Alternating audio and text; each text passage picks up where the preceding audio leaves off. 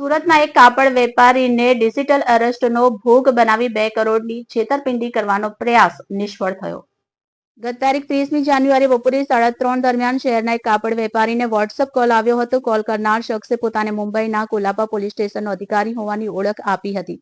વેપારીને સમન્સની નકલી નકલ મોકલી આપી તેના પર 2 કરોડ રૂપિયા ટ્રાન્સફર કરવા માટે દબાણ કરવામાં આવ્યું. છેતરપિંડી કરનારાઓએ વેપારીને ડિજિટલી અરેસ્ટ હોવાનો ડર બતાવ્યો. ધમકી સાંભળીને શરૂઆતમાં ગભરાયેલા વેપારીએ તરત જ સમજદારી કેળવી હતી. તે સીધું ધ સુરત મર્કેન્ટાઇલ કોઓપરેટિવ બેંકની લાલ દરવાજા શાખાએ પહોંચી ગયો. ત્યાં તેણે બેંકના સીઈઓ રાકેશ દેસાઈ અને ચેરમેન કૌશિક દલાલને આખી ઘટનાની જાણ કરી.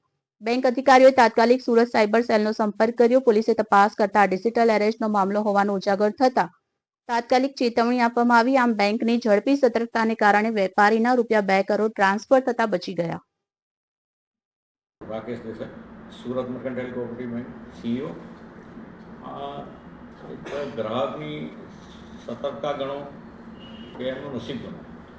એ ગ્રાહક જે પીડિત હતો એ સીધો ડિજિટલ અરેસ્ટને કારણે ગભરાઈને બેંકનો સંપર્ક કરતા બેંકમાં આવતા તુરંત જ અમે પામી ગયા અને મારા ચેરમેન શ્રી કૌશિકભાઈ દલાલને મેં જાણ કરી કે આપણા જે ગ્રાહક જે કોલાબા પોલીસ સ્ટેશન બોમ્બેથી જે કંઈ ફોન આવ્યા છે અને એને કારણે જે એરેસ્ટ થયા છે અને એની પર અનેક જાતના ગુનાઓ લગાવ્યા છે અને ગ્રાહક એટલા બધા ગભરાઈ ગયા છે કે જેને આપણે બહાર કાઢવો જરૂરી છે. ઇમિડિયેટલી મેં એમનો કોલ જોયો, એનો વિડીયો કોલ જોયો. વિડીયો કોલ પરથી મને ફલિત થયું કે આ ફેક કોલ છે.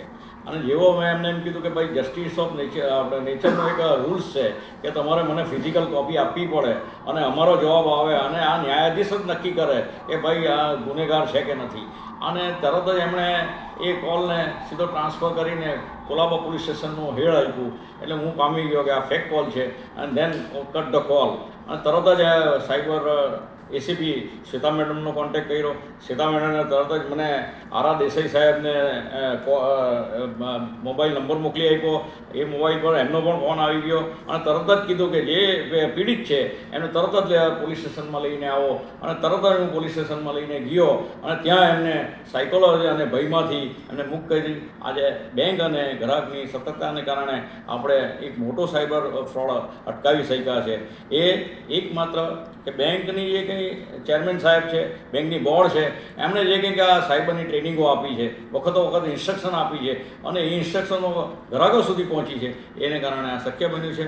માટે બેંકની બોર્ડનો, બેંકના ચેરમેનશ્રીનો, બેંકના તમામ સ્ટાફનો અને બેંકના ગ્રાહકનો તેમજ એસીપી શ્વેતા મેડમ, આરા દેસાઈ સાહેબ અને સ્પેશિયલ કમિશનર ગેહલોત સાહેબનો આપણે આભાર માનીએ. જય હિન્દ, જય ભારત, વંદે માતરમ.